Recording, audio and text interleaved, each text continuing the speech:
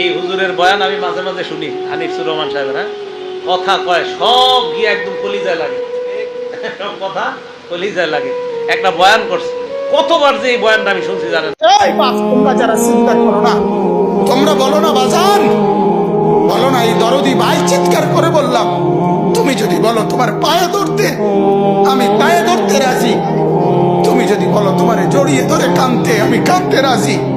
তুমি বলো কেন আল্লাহর সাথে রাগ করলাম, কেন আল্লাহর সাথে রাগ করলাম, কেন আল্লাহর সাথে নারাজ হইলা, কেন সেজদা কপালে ছুটলো না, কেন মালিকের সাথে সারাদিনের এত কিছুর বিনিময়ে আল্লাহ তাআলা একটা মিস কল দিলে, 2 সেকেন্ডের একটা মিস কল দিলে বন্ধু তুমি টের পাও তোমার মোবাইলে মিস কল আসছে। এত বড় মসজিদে 6টা মাইকের হরন দিয়া আল্লাহু আকবার বলে তোমারে ডাক দেয়, তোমার একটাবারও কানে লাগে না, বিবেকে লাগে না। তোর মতো সত্য ডাকাত, তোর মতো পাষাণ বেটার কে হইতে পারে? কথা বলেন না কেন?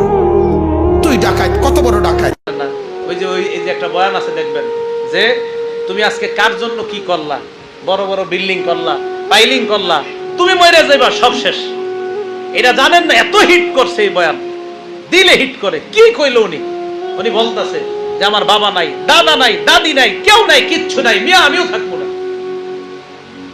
ওনাদের বয়ান আমি মাঝে মাঝে চিন্তা করি, আল্লামা মুস্তাকুর নবী সাহেব, আমাদের মাওলানা আনিসুর রহমান আশরাফী সাহেব আমারে খুব মহব্বত করে, ওনারা খুব মহব্বত করে, কিন্তু আসলে আমি অকৃতজ্ঞ বান্দা, এখনো দেখা করতে পারতেছি না। যাবো ইনশাআল্লাহ।